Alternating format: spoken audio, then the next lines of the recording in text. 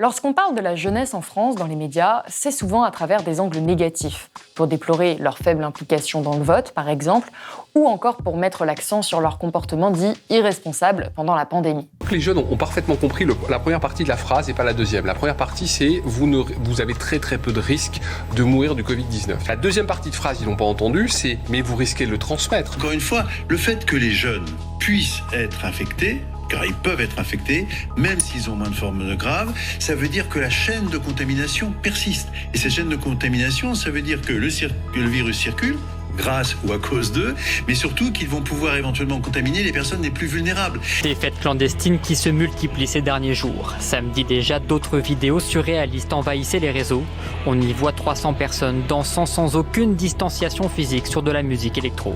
On se promène sans masque, sans tenir compte des mesures barrières.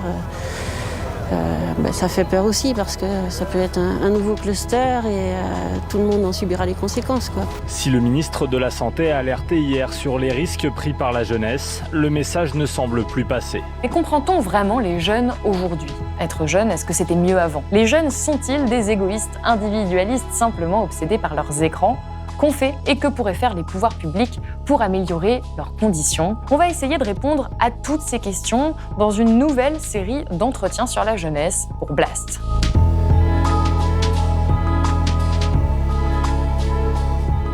Pour commencer, j'ai le plaisir d'accueillir le sociologue Camille Penny. Camille Penny, bonjour. Bonjour. Alors, vous avez publié ce livre pour une politique de la jeunesse aux éditions du Seuil. Et moi, j'ai envie de vous poser cette question que je posais en introduction. Être jeune, est-ce que c'était plus dur avant sur le plan économique ? Vous avez écrit tout un chapitre dans ce livre intitulé « La marée montante de la précarité ». Est-ce que les jeunes sont plus précaires aujourd'hui qu'il y a 40 ans, par exemple ? Alors, oui, pour aller droit au but, on a des statistiques qui le montrent. Donc pour répondre à la question, est-ce que c'est plus difficile d'être jeune en 2022 qu'en 1972 ou en 1922, c'est très compliqué parce qu'on pourrait prendre plein d'indicateurs. Mais en tout cas, si on se cantonne à celui de l'emploi et de la précarité de l'emploi, effectivement, on voit monter depuis le début des années 80 la part, par exemple, des jeunes en emploi précaire. On a un phénomène structurel qui est celui du chômage des jeunes, qui est depuis le début des années 80 2,5 à 3 fois plus élevé que celui qu'on observe pour le reste de la population. Et c'est vrai sur toute la période. Et donc ça stagne depuis 30 ans ? Alors ça fait depuis le début des années 80. Au début des années 80, parmi les jeunes actifs de moins de 25 ans, le taux de chômage était déjà de l'ordre de 25%. Et il fluctue au gré de la conjoncture, mais quelle que soit la conjoncture, il est 2,5 à 3 fois plus élevé que celui qu'on observe parmi le reste de la population. Par exemple, il y a un peu de croissance à la fin des années 80, il y a un peu de croissance à la fin des années 90, donc le taux de chômage baisse, y compris celui des jeunes, mais il reste 2 à 3 fois plus élevé que celui qu'on observe pour les autres classes d'âge. Donc ça, c'est un phénomène structurel, le taux de chômage des jeunes. Et en termes de qualité d'emploi ? Alors, en termes de qualité d'emploi, par ailleurs, pour les jeunes qui sont en emploi, on voit une explosion de la précarité de l'emploi. Un chiffre, au début des années 80, parmi les jeunes de 18 à 25 ans qui étaient en emploi, on avait à peu près 15% d'emplois précaires. Qu'est-ce que j'entends par emploi précaire ? C'est CDD, intérim, stage, contrat aidé. 15% au début des années 80. Aujourd'hui, on est à 55%. Donc on a eu... C'est vraiment pas la même chose quand même. Voilà, on a eu vraiment une fragilisation des débuts de trajectoire professionnelle et une précarisation. Et ce qui est intéressant, c'est de voir que cette précarisation, encore une fois, elle épargne beaucoup plus les autres classes d'âge. Et donc, il y a aujourd'hui un consensus parmi les sociologues et les économistes de toute obédience pour considérer que si le marché du travail se précarise, il se précarise par les jeunes. Et ça... c'est quelque chose qu'il faut souligner, avec derrière une question qui est très importante, qui est celle de l'effet cicatrice, ce qu'on appelle l'effet cicatrice. Qu'est-ce qu'on entend par là ? En gros, on pourrait dire très bien, les jeunes de 2022 connaissent des débuts de carrière professionnelle plus précaires, mais finalement, il s'agit que d'un retard à l'allumage, et à 30 ans, 35 ans, ils ont rattrapé leur retard sur les générations précédentes. Ce que je montre dans ce livre, c'est que quand on s'intéresse à la part d'emploi stable, donc en gros fonctionnaire ou CDI, on s'aperçoit que quand on compare à 40 ans, donc à un âge déjà avancé dans la carrière, les générations nées au début des années 80 et les générations nées avant, on a une augmentation de la part de l'emploi précaire. Autrement dit, c'est pas juste un retard en début de carrière. C'est tout le niveau de vie qui baisse, en fait, pour en tout cas, les nouvelles générations. C'est ça. En tout cas, à 40 ans, on est déjà bien engagé dans la carrière professionnelle, a priori, et on est encore plus souvent en emploi précaire que les générations précédentes. Alors attention, il faut avoir en tête les ordres de grandeur. À 40 ans, aujourd'hui, les gens qui sont nés au début des années 80, ils sont en emploi stable, pour celles et ceux qui travaillent, à 75 ou 80%. Mais ça veut dire quand même que 20% de cette génération-là, née au début des années 80, est encore dans des formes précaires d'emploi. Et puis, ce qui me semble clair dans les statistiques, c'est que ce n'est pas le cas pour les générations nées dans les années 60, par exemple. Absolument, c'est-à-dire qu'on a vraiment les générations qui sont nées immédiatement après la Deuxième Guerre mondiale, 45, 50, jusque 55, qui connaissent vraiment des trajectoires beaucoup plus stables dès le début, qui profitent du contexte des 30 Glorieuses, de la tertiarisation de l'économie. Et ensuite, ça commence à se dégrader pour les générations qui naissent à partir du début des années 60. Et du point de vue de la précarité de l'emploi, la situation se détériore au fil des générations. Ce qui est quand même très problématique, parce qu'après tout, on pourrait dire, c'est pas grave d'être en CDD, mais notre société fonctionne au CDI. Voilà. Alors, il y a les jeunes qui travaillent, il y a les jeunes qui sont en études également, il y a aussi les jeunes qui travaillent pendant leurs études. Et il y a une autre catégorie de jeunes dont on parle le moins, vous appelez ça les NEET, les N-E-E-T. Qu'est-ce que c'est et quelle part de la population représente-t-il ? Alors, vous avez raison de dire qu'il faut considérer différentes catégories au sein de la jeunesse. Parce qu'on peut dire, et c'est le cas, qu'on a une sorte de marée montante de la précarité qui concerne les jeunes générations, mais malgré tout, les jeunes constituent une génération hétérogène, diverse, traversée par tout un tas de clivages, par les inégalités sociales, etc. C'est important de le préciser parce que souvent, j'ai commencé d'ailleurs dans mon introduction en disant mais les jeunes, on a tendance à essentialiser les générations, à parler de conflits de génération. Et vous, ce que vous rappelez de manière extrêmement claire dans votre ouvrage, c'est qu'effectivement, il y a plusieurs jeunesses qui sont traversées par différentes problématiques et qu'il ne faut pas mettre, entre guillemets, tous les jeunes dans le même panier.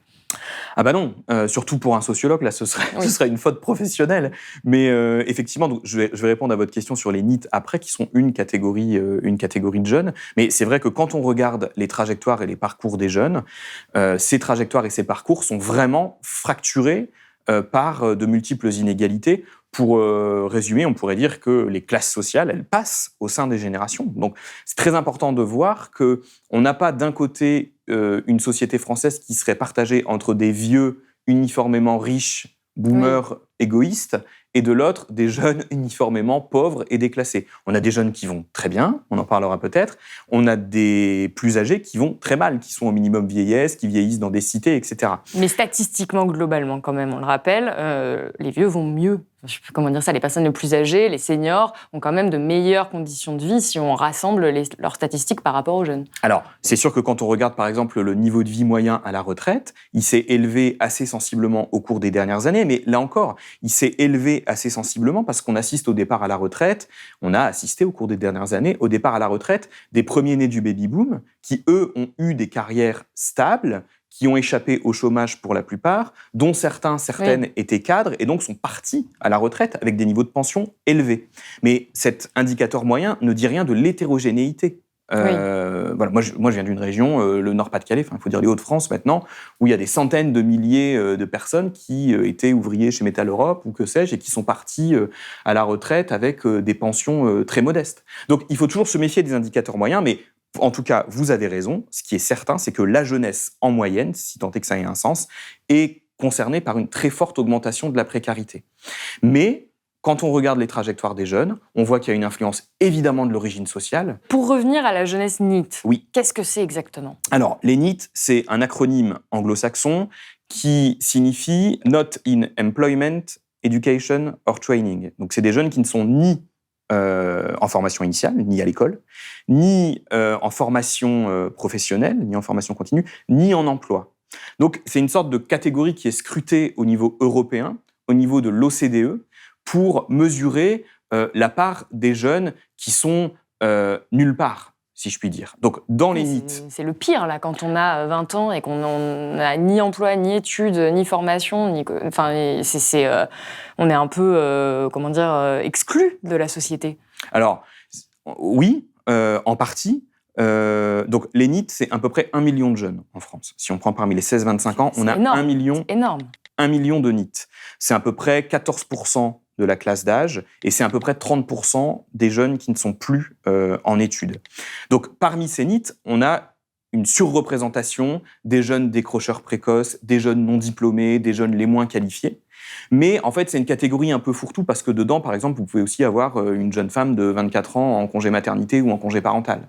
Mais ceci étant, c'est vrai que c'est assez inquiétant puisque ça rejoint une statistique qu'on connaît depuis des années, qui est la suivante. On a chaque année, c'est pas un stock, c'est un flux, c'est chaque année, on a 100 000 jeunes qui sortent du système éducatif avec au plus le brevet du collège. Voilà. Et donc, ces 100 000 jeunes chaque année qui finissent par constituer une masse de jeunes, dont beaucoup de ceux qu'on qualifie de NEET, et qui, eux, effectivement, sont en grande difficulté et sont promis à des trajectoires qui sont faites, en gros, d'alternance d'emplois précaires quand il y aura un peu de croissance, et qui sont les premières victimes de la conjoncture quand elle se retourne. Vous parliez juste avant de reproduction des inégalités. On entend souvent cette phrase, l'ascenseur social est en panne. Aujourd'hui, c'est de plus en plus compliqué de changer de classe sociale. Est-ce que c'est vrai? Est-ce que ça se retrouve dans les chiffres? Alors, quand on compare la société française d'aujourd'hui à celle d'il y a un siècle, on ne peut pas dire ça. Oui, non, mais voilà. Bien sûr. Non, mais c'est important de le rappeler parce que sinon, on va dire que c'est encore un sociologue plaintif qui vient expliquer qu'il n'y a pas plus de mobilité sociale. Évidemment que la société française de 2022 n'a rien à voir de ce point de vue avec la société française de 1922.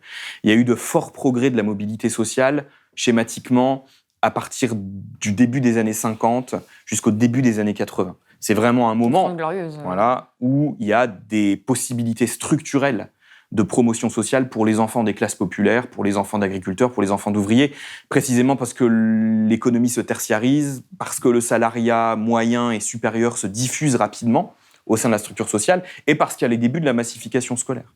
Donc vous avez un marché de l'emploi dynamique, des jeunes de mieux en mieux formés, et donc des possibilités structurelles de mobilité sociale. Donc sur le long terme, bien sûr qu'il y a plus de mobilité sociale. Mais si on rétrécit un peu la focale temporelle et qu'on raisonne à moyen terme, depuis le début des années 80 jusqu'à aujourd'hui, c'est plutôt une stabilité de la mobilité sociale qu'on observe. Je vous donne juste un indicateur. Aujourd'hui, on est à peu près à 35% de jeunes hommes et de jeunes femmes qui, à l'âge adulte, exercent un emploi qui les classe dans la même catégorie socio-professionnelle que leurs parents. Et c'était déjà la même proportion au début des années 80. Et que font les 65% autres?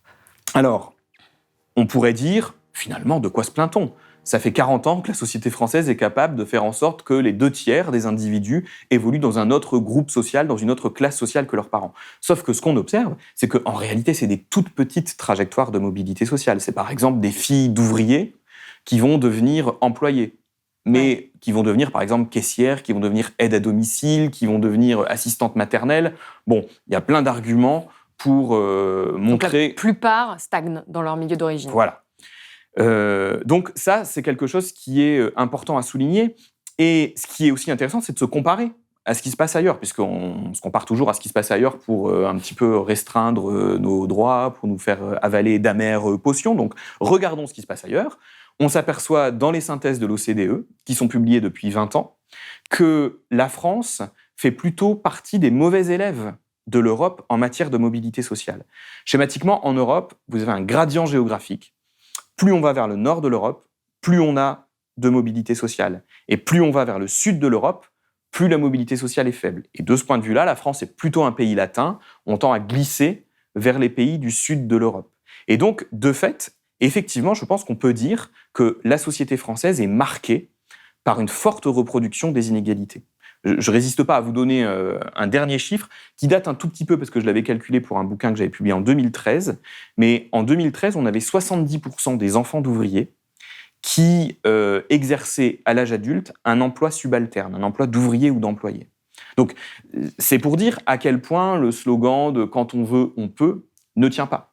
Ça ne veut pas dire qu'il n'y a pas chaque année des centaines de milliers de jeunes qui changent de groupe social, mais la majorité, le mouvement majoritaire, c'est bien encore celui d'une reproduction des inégalités. On est encore une société dans laquelle les conditions de notre naissance marquent de leur empreinte nos parcours.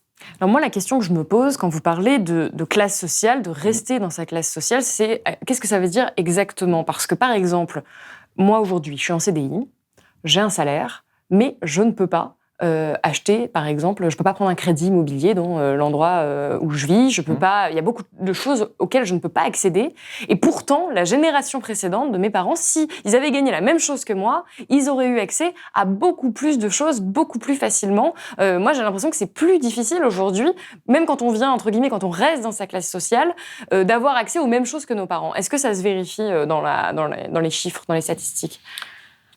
Pour ce qui est évidemment, par exemple, de l'achat d'un appartement ou d'une maison, ou même pour être sélectionné, pour avoir son dossier sélectionné, pour être locataire d'un appartement, par exemple, dans certaines grandes villes. Oui, par exemple. De fait, l'explosion du marché de l'immobilier... C'est plus dur, quoi, aujourd'hui.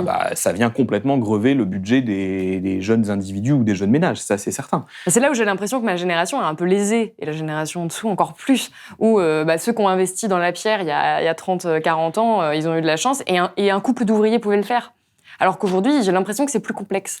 Là encore, en fait, c'est ça qui est très intéressant et qui rend les choses complexes à analyser. C'est que on voit, par exemple, en ce qui concerne l'accès à la propriété du logement, au cours des dernières années, on voit une augmentation des inégalités au sein des jeunes générations. Parce que vous avez d'un côté des jeunes qui peuvent bénéficier, alors soit d'un héritage, soit d'une donation, enfin qui peuvent en tout cas bénéficier d'un soutien familial important. Et pour celles et ceux qui ne peuvent pas compter sur ce soutien familial, effectivement, dans les centres-villes, même en gagnant relativement correctement sa vie, c'est beaucoup plus compliqué. Donc ça, c'est une étude de l'INSEE qui avait montré ça il y a 2 ou 3 ans. On a une forte augmentation des inégalités entre le premier quartile et le dernier quartile au sein des jeunes ménages en matière d'accès à la propriété. Et alors, pendant une dernière question, on va rester sur le constat avant de passer aux solutions que vous pouvez proposer. Il existe une étude sur laquelle je suis tombée qui montre que les jeunes français sont les plus pessimistes du monde. Est-ce que vous avez une idée de pourquoi ? Alors, j'ai pas vu cette étude, mais en tout cas, ce qui est certain, c'est que dans les palmarès de l'optimisme, les jeunes Français sont régulièrement en queue de peloton. Et les jeunes des pays du Nord, de l'Europe, sont toujours en tête de peloton, parmi les plus optimistes. 2 solutions. Soit vous considérez que c'est un atavisme national, circuler, il n'y a rien à voir. Dans le Nord, on est optimiste. Dans le Sud, on est râleur, latin et insatisfait. Soit vous faites des sciences sociales, ce que j'essaye de faire, et vous vous dites que, justement, il faut aller regarder du côté des politiques publiques. Il y a tout un courant qui se développe aujourd'hui sur l'effet des politiques publiques, non pas seulement sur les indicateurs objectifs, mais aussi sur le ressenti des individus et des groupes. Et c'est très intéressant de voir qu'on peut faire le lien en matière de jeunesse entre le degré d'optimisme des différentes jeunesses et les politiques publiques qui sont menées dans les différents pays. Donc on va en parler, mais pour répondre à votre question, j'avais été très frappé, on avait avec une collègue qui s'appelle Cécile Van de Velde, participé à une grande consultation sur Internet qui avait été faite avec France Télévisions en 2013 sur la manière dont les jeunes se projetaient dans l'avenir. On avait eu plus de 200 000 réponses et on voyait que systématiquement, effectivement, les jeunes Français considéraient, pour faire le pont avec ce dont on a parlé précédemment, considérer que les principales voies de mobilité sociale étaient bouchées. C'est-à-dire, on les interrogeait sur l'école, considérer que le système éducatif ne donnait pas sa chance à tout le monde. En même temps, ça se retrouve... c'est totalement réaliste, lucide comme position. Dans les résultats, on retrouve ça effectivement. Puis on les interrogeait, est-ce que dans votre travail, vous avez le sentiment que vos efforts sont reconnus à leur juste valeur ? Leur réponse, c'était non, en fait. Et donc, est-ce que c'est vrai ? Alors, c'est plus compliqué à objectiver, mais en tout cas, si vous avez le sentiment que l'école ne donne pas sa chance à tout le monde, que le monde du travail n'est pas non plus le monde parfait de la méritocratie et de la récompense des efforts, on comprend pourquoi vous pouvez avoir un certain pessimisme. Dans votre livre, vous écrivez « L'omniprésence de la jeunesse dans les discours politiques tranche avec l'absence de vraies politiques de la jeunesse. Certes, les politiques publiques successives empilent des dispositifs s'adressant à telle ou telle sous-catégorie de jeunes, mais elles ne répondent pas à une réelle réflexion politique sur la place à accorder aux jeunes générations dans une société vieillissante. » Qu'est-ce qui a manqué pour vous dans la politique à destination de la jeunesse ces dernières années ? Il a d'abord manqué une grande réflexion sur ce que devait être le temps de la jeunesse en 2020 dans des sociétés vieillissantes. Parce que quand j'appelle très modestement, n'est-ce pas, ce livre pour une politique de la jeunesse, ça ne veut pas dire que rien n'est fait pour les jeunes. Beaucoup de choses sont faites pour les jeunes, même beaucoup d'argent est dépensé pour les jeunes. Mon argument, c'est de dire que c'est fait de manière désordonnée et qu'on empile des dispositifs faute de réflexion presque philosophique ou politique sur ce que devrait être cet âge de la vie. Schématiquement, en France, on refuse de considérer les jeunes comme des citoyens à part entière. On les considère comme des mineurs sociaux, on les considère comme les enfants de leurs parents. Je vous donne un exemple. Si on considère que les jeunes, par exemple, c'est 16-25 ans. Pourquoi 16-25 ans ? 16 ans, c'est l'âge de fin de scolarité obligatoire. 25 ans, c'est l'âge auquel vous devenez enfin un citoyen à part entière, puisque, par exemple, vous avez le droit aux prestations sociales dans les mêmes conditions que le reste de la population. Je pense au RSA. Exactement. En France, c'est Tom Chevalier qui a bien montré ça. Entre 16 et 25 ans, les politiques publiques ne vous considèrent pas comme un citoyen à part entière, ils vous considèrent comme les enfants de leurs parents. Exemple, si des parents ont des enfants de plus de 18 ans qui poursuivent des études, ils peuvent continuer à bénéficier d'une demi-part fiscale et des allocations familiales.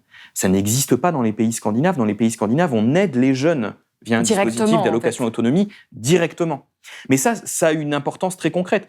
Pendant le Covid, premier confinement, Édouard Philippe, Premier ministre, doit improviser sur un coin de table des mesures pour pallier au plus pressé, parce qu'on voit des étudiants, y compris des étudiants, faire la queue devant des distributions alimentaires. Oui. On se dit, oula, il y a un problème. Et donc, on va improviser sur un coin de table un chèque de 100, 150 euros, 200 euros. Personne ne comprend rien. Même les associations ne comprennent pas, même les professionnels ne comprennent pas quelle catégorie de jeunes a droit à cette aide ou pas. Pourquoi ? Parce qu'on leur refuse la citoyenneté à part entière. Ils n'ont pas le droit au RSA. Et donc, on improvise des mesures. Et c'est la même chose à chaque crise. Et donc, chaque gouvernement y va de ces dispositifs qui remplacent pas totalement, mais un peu quand même, mais dans des conditions un peu obscures, les dispositifs qui existent précédemment, d'où le millefeuille.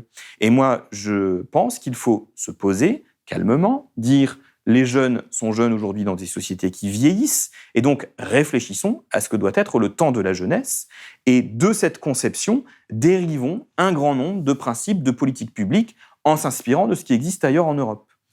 Et alors, juste pour revenir un petit peu sur les mesures qui ont été mises en place pendant la pandémie, parce qu'on a beaucoup parlé de génération sacrifiée, et il est vrai, en tant que journaliste qui a quand même suivi toutes les allocutions d'Emmanuel Macron pendant cette pandémie, il y avait très peu, en fait, finalement, de mesures même annoncées pour la jeunesse, surtout au début, où on a fait du quoi qu'il en coûte. Mais la jeunesse, j'en ai eu la sensation, a été oubliée.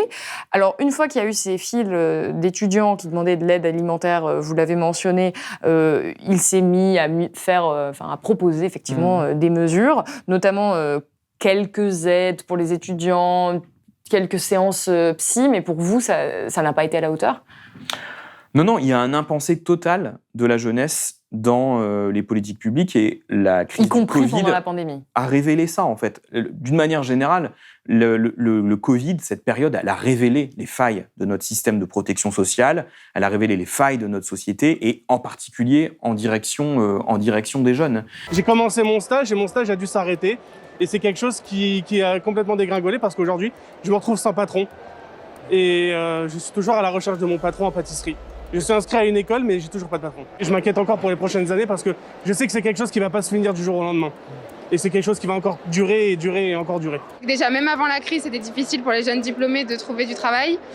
Et donc du coup, tout ça lié, les crises économiques, la crise du Covid, etc., ça fait très peur pour la suite. On me répond même pas. C'est soit on m'appelle, on me dit désolé avec ce qui se passe, on peut pas, etc. Ou soit on me dit directement ah non, on prend pas, on prend plus. C'est déjà pris. Tout, à chaque fois. Moi, il y a un autre exemple qui m'a beaucoup choqué en tant qu'enseignant-chercheur à l'université, c'est que vous pouvez prendre toutes les conférences de presse faites régulièrement par Édouard Philippe puis Jean Castex, on ne parle jamais de l'université. Jamais. L'université, c'est des centaines de milliers d'étudiants. On n'en a jamais parlé. Surtout que l'université, c'est le public, donc c'est là où il y a les étudiants les plus précaires. Absolument. C'est là où il y a le public étudiant le plus fragile, et on n'en a jamais parlé. Donc, il y a une sorte, si vous voulez, de conviction ou d'habitude, d'idéologie, qui consiste à penser en France que les jeunes, c'est un problème qui regarde la famille. Voilà. Donc, pendant le Covid, c'est difficile pour les jeunes, mais ils sont aidés par la famille. Et puis on s'aperçoit que non. On s'aperçoit qu'il y a certains jeunes qui ne peuvent pas être aidés par leur famille. On s'aperçoit qu'il y a des jeunes étudiants qui ont besoin de bosser pour payer leurs études. Et puis ils ne peuvent plus bosser parce que le monde s'arrête avec le Covid. Et ils vont faire la queue aux banques alimentaires. Et donc le monde, il découvre cette réalité qui est visible dans les universités depuis des années. Et donc, cette période Covid, elle a révélé, en fait, les failles de ces politiques jeunesse. Alors pourtant, Emmanuel Macron, pendant son précédent quinquennat, est un président qui a voulu s'illustrer comme étant proche des jeunes. On l'a vu notamment avec les nombreuses opérations communication qui ont été réalisées par son gouvernement, pas que lui-même d'ailleurs, avec des divers influenceurs, divers youtubeurs, streamers. Mais en réalité, encore une fois, quand on regarde dans les faits la politique de la jeunesse, elle est quand même, à destination de la jeunesse, elle est quand même plutôt faible. Il y a un élément qu'il a vraiment mis en avant comme étant le phare de sa politique, c'était le contrat d'engagement jeune. Vous, qu'est-ce que vous pensez de ce dispositif ?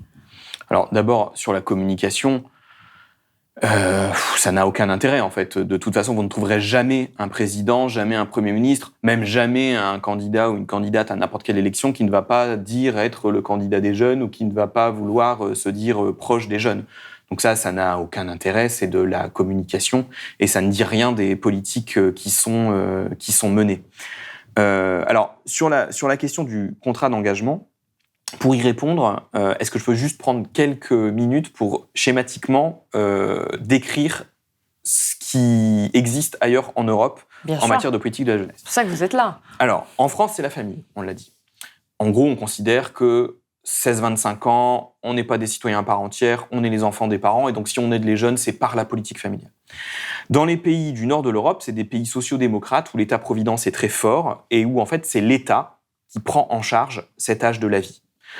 Typiquement, c'est des systèmes, par exemple, pour les étudiants, qui sont des systèmes d'allocation étudiante universelle. C'est-à-dire, typiquement, l'exemple qu'on donne toujours, au Danemark, vous avez 18 ans, si vous voulez poursuivre des études, on vous finance à hauteur de 750 à 800 € par mois pendant 6 ans, si vous voulez faire des études. Quel que soit votre milieu social, quel que soit le niveau de revenu de vos parents, parce qu'on considère qu'à 18 ans, on n'a pas à vous renvoyer à la fiche de paie de vos parents, vous êtes un citoyen à part entière, et si on vous aide, c'est en tant qu'individu à part entière. Et donc, c'est l'État qui encadre cette période de la vie. Dans les pays du sud de l'Europe, c'est pas la famille, c'est la famille précisément, mais c'est la famille assumée culturellement. C'est-à-dire que, par exemple, ma collègue Cécile Van de Velde a bien montré ça dans un ouvrage qui a été publié en 2008. Elle montre bien que devenir adulte en Espagne, c'est rester chez ses parents jusqu'à un âge très avancé, 28 ans. L'âge médian des cohabitations en Espagne est de 28 ans. C'est-à-dire qu'à 28 ans, il y a encore la moitié des jeunes Espagnols qui habitent chez leurs parents. Pourquoi ? Parce que dans un contexte de crise et de précarité encore plus forte qu'en France, on reste chez les parents pour faire des économies. Et quand on a enfin accumulé assez d'économies, quand on est sorti de la période d'emploi précaire, on peut très souvent en couple se mettre dans un logement indépendant. Bon. Et dans les pays libéraux, c'est le marché. On ne fait pas confiance à la famille, on ne fait pas confiance à l'État, on fait confiance au marché. Le marché, c'est quoi ? C'est le marché du travail. Les jeunes Britanniques travaillent encore plus tôt que les jeunes Français. Il y a un taux de poursuite d'études moins élevé. Et c'est surtout le marché financier, c'est-à-dire les études coûtent cher, mais on fait des prêts, on distribue largement des prêts aux jeunes Britanniques pour qu'ils financent leurs études. Ça se traduit concrètement par des jeunes Britanniques qui commencent leur vie professionnelle déjà surendettés et qui protestent beaucoup contre ça. Mais c'est un choix de société. Et en France, en fait, on a un modèle hybride. On a un peu d'État, les bourses pour les étudiants, on a un peu de marché, les jeunes étudiants, on l'a dit, travaillent de plus en plus nombreux, mais on a surtout beaucoup de familles, mais de la famille non assumée par la société. Et ça me permet de revenir à une question que vous m'avez posée tout à l'heure sur pourquoi tant de pessimisme en France. Je pense qu'une partie de l'explication, c'est que les jeunes Français, ils font face à des injonctions contradictoires. Du point de vue du modèle qui est valorisé, on a une société très libérale.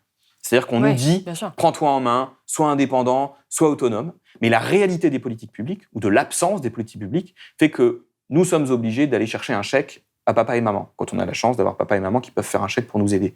Et donc il y a une sorte d'injonction contradictoire qui est « deviens adulte, deviens autonome, deviens pleinement citoyen, prends-toi en main ». Et en même temps, des politiques publiques qui ne le permettent pas. Et donc cette sorte de dissonance cognitive, elle fabrique du pessimisme, selon moi. Donc voilà, schématiquement, les politiques qui existent. Et donc le contrat d'engagement, il a une origine, c'est la garantie jeune. La garantie jeune, c'est quoi ? C'est des dispositifs qui précisément viennent des pays du nord de l'Europe, qui consistent à dire, OK, même si on a un système éducatif qui est beaucoup plus performant qu'en France pour enrayer les inégalités sociales, on aura toujours des décrocheurs. Il y a moins de NEET dans les pays du nord, mais il y en a. Il y a des décrocheurs précoces. Eh bien, les décrocheurs précoces, pour les réinsérer dans la société, pour leur donner une vraie deuxième chance, on leur propose un dispositif de garantie jeune. C'est quoi ? C'est, en gros, on vous donne une allocation chaque mois pendant 12 à 18 mois, en contrepartie de laquelle vous vous engagez dans un processus de remise à niveau sur tout un tas d'aspects, dans un suivi individualisé très poussé. Ça semble être une très bonne idée. C'est une bonne idée, ça fonctionne pas mal. Et c'est un dispositif qui, pour le coup, comme il vient du nord de l'Europe, est défamilialisant. C'est-à-dire que pour pouvoir bénéficier de ce dispositif, il ne faut plus être à la charge de ses parents. Et donc, je crois que c'est l'Union européenne, la Commission européenne, qui, au début des années 2010, dit aux pays européens « saisissez-vous de ce dispositif qui vient des pays du nord de l'Europe ». C'est pour ça que François Hollande, quand il est élu président de la République, le fait expérimenter en 2013. Et ce dispositif a monté en puissance, devait être généralisé. Et le contrat d'engagement, c'est un descendant de ce dispositif de garantie jeune. Quelle est la différence avec la garantie jeune ? Eh bien, la différence, c'est que on appelle ça contrat d'engagement. Parce qu'il ne faut surtout pas donner l'impression qu'on va assister les jeunes. Donc, il faut bien insister sur le fait que, OK, on leur donne 500 € par mois, mais il faut bien qu'ils montrent qu'ils s'engagent dans un dispositif. Et puis, par ailleurs, on a vraiment, faut en parler aux conseillers des missions locales qui voient ça arriver en ce moment, on a vraiment insisté beaucoup dans une logique d'activation des politiques publiques. Il faut montrer que vous n'êtes pas un assisté. On a vraiment augmenté les exigences en termes de justification de la part des jeunes. Les jeunes doivent en permanence justifier des démarches qu'ils effectuent. Et donc c'est un frein ? Alors, c'est un frein, parce que si vous voulez vraiment jouer un rôle de vraie seconde chance, déjà, vous devez avoir suffisamment de place dans ces garanties jeunes ou dans ce contrat d'engagement. Or, il n'y a pas suffisamment de place. Et donc, on sélectionne à l'entrée dans ces dispositifs. Et on va prendre les jeunes qui sont le plus à même de remplir les exigences de ces politiques publiques. Ce qui est logique. Et donc là, comme on n'a pas assez de place dans le contrat d'engagement, eh bien, les missions locales ou Pôle emploi, puisque Pôle emploi est devenu aussi opérateur du contrat d'engagement maintenant, vont sélectionner les moins éloignés des jeunes éloignés. Ce qui est un premier problème. Et le deuxième problème, c'est qu'on est vraiment dans une logique d'activation qui n'est pas adaptée au public précaire. Et pour ne pas s'enfermer dans une politique cosmétique à destination de la jeunesse, qu'est-ce qu'il faudrait mettre en place là concrètement demain ? Je veux dire, Emmanuel Macron est en train de commencer ce nouveau quinquennat. Qu'est-ce qu'il pourrait mettre en place qui puisse être efficace pour aider et pour subvenir aux besoins, pour répondre aux difficultés de la jeunesse aujourd'hui en France ? Alors, merci pour cette question, parce que ça me permet d'aller au bout de ce que je voulais dire tout à l'heure, quand je disais, parce que ça paraissait très abstrait, d'abord, mettons-nous d'accord sur une conception de la jeunesse dans des sociétés vieillissantes. Moi, je pense que la jeunesse dans des sociétés vieillissantes doit être le temps long de l'expérimentation. Quand vous interrogez des jeunes Français, ils sont obsédés par l'angoisse de l'insertion. Pourquoi ? Parce que précisément, cette période de la vie est laissée à la charge de la famille, donc il faut se dépêcher. Parce qu'on n'a pas tous des familles qui peuvent indéfiniment subvenir à nos besoins et nous payer des études. Or, on n'arrête pas de nous dire « vous allez travailler jusqu'à 70 ans parce que vous allez vivre tous jusqu'à 95 ans ». Ok, acceptons-en l'augure. Si c'est vrai, il n'y a pas de raison de se dépêcher de devenir adulte. Donc, je pense que cette angoisse de l'insertion n'a aucun sens dans des sociétés du XXIe siècle. Et je pense que, comme dans les pays du nord de l'Europe, il faut considérer que le temps de la jeunesse, c'est un peu le seul temps de l'existence dans lequel on peut multiplier les expériences, des expériences de toutes sortes, des expériences éducatives, des expériences professionnelles, des expériences conjugales. Et je pense qu'il faut se mettre d'accord sur le fait que dans une société qui vieillit, le temps de la jeunesse doit être un temps long de l'exploration et un temps long de l'expérimentation. Et donc, à partir de ça, il faut dériver des grands principes de politique publique. Je pense que pour ça, il faut, vous me demandiez ce que peut faire Emmanuel Macron, il faut progressivement rompre avec l'idée que les politiques jeunesse doivent passer par les politiques familiales. Donc, je pense qu'il faut, en France, enfin considérer que les jeunes de 18 ans sont majeurs politiquement, mais le sont aussi socialement. Typiquement, mesure d'urgence qui ne résoudra pas tout, loin de là, mais qui est évidente pour moi, c'est qu'il faut absolument étendre immédiatement le RSA aux moins de 25 ans dans les mêmes conditions que le reste de la population. Mais ça va plus loin. Ça veut dire que pour les jeunes étudiants, je pense qu'il faut s'inspirer de ce qui existe dans les pays du nord de l'Europe et qu'il faut aller vers un financement universel de la période des études.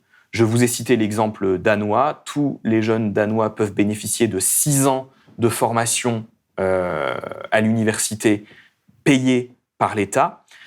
C'est formidable comme système parce que, en gros, vous avez 72 bons mensuels de formation, 6 ans.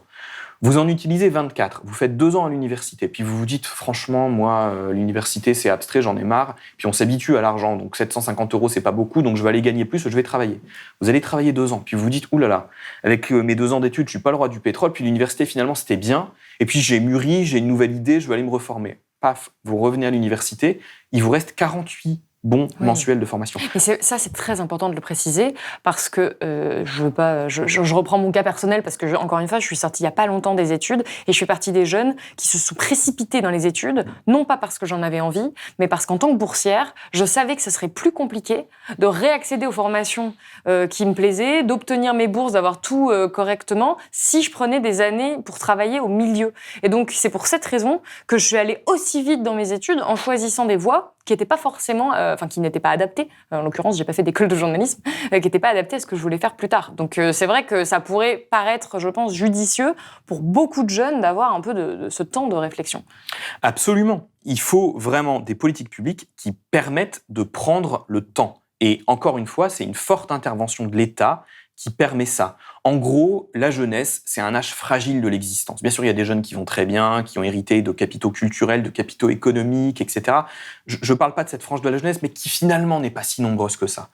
Et moi, ce qui caractérise la jeunesse, c'est que c'est un âge fragile, dans des sociétés qui vieillissent, dans un contexte économique où le marché du travail se précarise pour les jeunes, on l'a dit au début, c'est un âge fragile. Et de la même manière, aujourd'hui, qu'on a une forme de consensus pour considérer que le grand âge, qui est un autre âge fragile de la vie, ne peut pas être laissé totalement aux mains du marché, aux mains de la famille, je pense que c'est la même chose pour la jeunesse. Et c'est une intervention résolue de l'État qui permet d'aller vers ça. Donc, je pense que pour les étudiants, il ne s'agit pas de dire qu'à la rentrée de 2022 ou même de 2023, il faut mettre en place ce dispositif d'un coup d'un seul, mais en tout cas pour moi, à moyen terme, sur un quinquennat par exemple, ça pourrait être un objectif d'aller vers cela. Je pense que ça, c'est un dispositif très concrètement qui réduit les inégalités. On a dit, dans les pays du nord de l'Europe, il y a plus de mobilité sociale.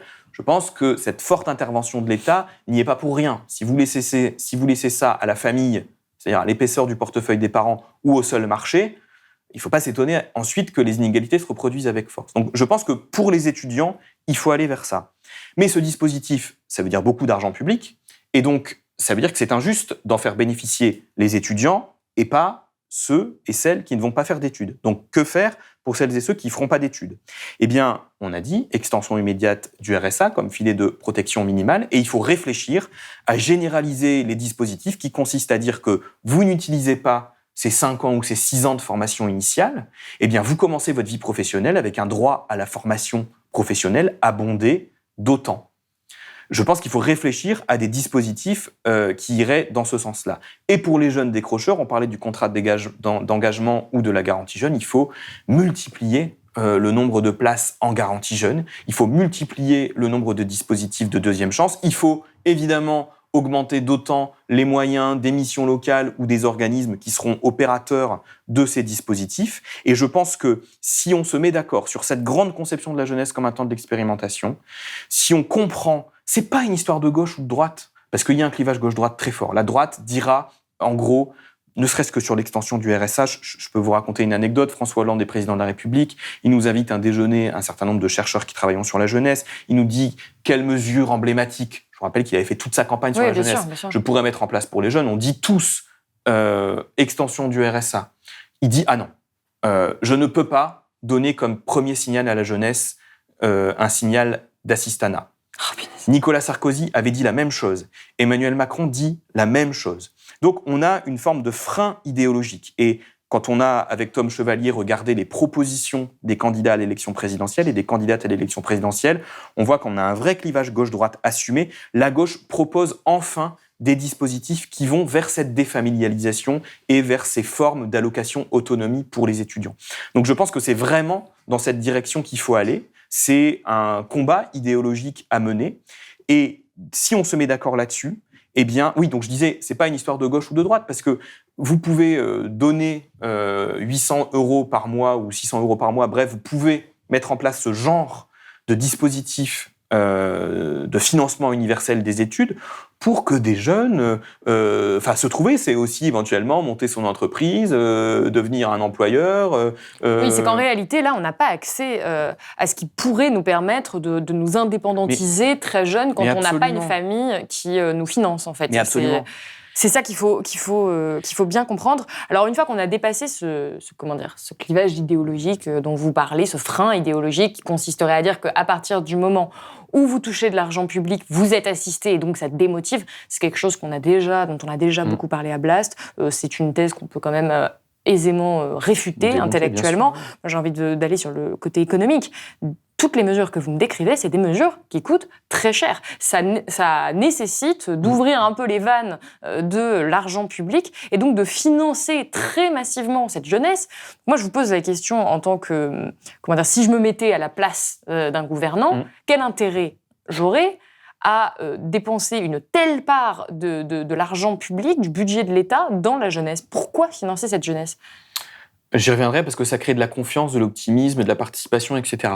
Donc, j'y reviens dans un instant, mais avant de répondre, je voudrais relativiser le coût, par exemple, de cette mesure d'allocation universelle pour les étudiants. Terra Nova, qui n'est pas un repère de dangereux gauchistes, avant la présidentielle de 2012, avait chiffré le coût d'un tel dispositif. Alors, c'était pas 750 € pendant 6 ans comme au Danemark, mais c'était de mémoire 500 € pendant 4 ans. Ce qui n'est déjà pas rien dans un premier temps. Ils avaient chiffré le coût de cette mesure à 5 ou 6 milliards d'euros nets chaque année pour le budget de l'État. Une goutte d'eau. C'est le coût de la baisse de la TVA dans la restauration qui avait été faite, par exemple, sous le quinquennat Sarkozy. Pourquoi aussi peu ?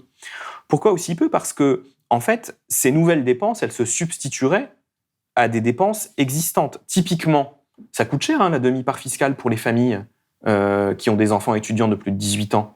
Ça coûte cher de maintenir les allocations familiales pour les familles qui ont des enfants étudiants de plus de 18 ans. Si vous mettez en place un dispositif universel qui s'adresse directement aux jeunes, vous cessez cet financement de la politique familiale au-delà de 18 ans. Si vous formez mieux en formation initiale, en favorisant la poursuite d'études, vous dépensez moins dans les dispositifs de deuxième chance, vous dépensez moins en formation professionnelle. Bref, les savants économistes de Terra Nova avaient chiffré ça à seulement entre guillemets 5 ou 6 milliards d'euros par an. Donc c'est pas quelque chose qui à moyen terme est inabsorbable par le budget de l'État. Alors il y a une autre question, c'est pourquoi ça doit être universel ? Pourquoi ? Alors je vais dire après les bénéfices, mais il y a une autre question qu'on pourrait dire, c'est attendez, budget tendu, ça coûte déjà suffisamment cher, pourquoi aller donner 800 € par mois aux enfants de médecins, aux enfants de notaires ou aux enfants voilà. 2 réponses. Première réponse, c'est qu'il en va de la conception de la jeunesse qu'on défend. Si on est d'accord pour dire qu'on est citoyen à part entière à 18 ans, on est d'accord pour considérer qu'on n'a pas à aller demander à un jeune de 18 ans la fiche de paye de ses parents pour savoir s'il a le droit de bénéficier de cette aide ou pas. J'ajoute que si on faisait enfin une vraie réforme fiscale qui faisait que les familles favorisées payaient vraiment significativement plus d'impôts que les familles des classes moyennes et des classes populaires, alors le fait que leurs enfants bénéficient du dispositif aussi serait moins choquant probablement. Et puis il y a une deuxième raison, c'est que, on le sait, les dispositifs qui sont universels sont les dispositifs qui se dévalorisent le moins. Typiquement, on n'a jamais vu à Neuilly-sur-Seine ou dans le 16e arrondissement de manifestations de familles contre les allocations familiales. Pourquoi ? Parce qu'elles en ont bénéficié. Elles n'ont pas besoin des allocations familiales.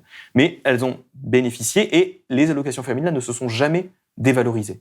Donc voilà une deuxième raison pour laquelle il me semble que ça doit être universel. Mais au-delà, pourquoi faire ça ? Oui, voilà. Pourquoi aider la jeunesse en France ? Mais parce qu'on ne peut pas se contenter de mots, on ne peut pas se contenter tous les 5 ans de dire que la jeunesse c'est l'avenir, que les jeunes c'est demain, etc. Dans des sociétés qui vieillissent et pour lesquelles on va dépenser de plus en plus, et c'est bien naturel pour la vieillesse, pour la santé, pour la dépendance, etc., il faut bien rééquilibrer à un moment la dépense publique de manière d'équilibrer cette dépense publique entre les générations. Mais alors, je vais retourner la question, qu'est-ce qui va se passer si on ne le fait pas ?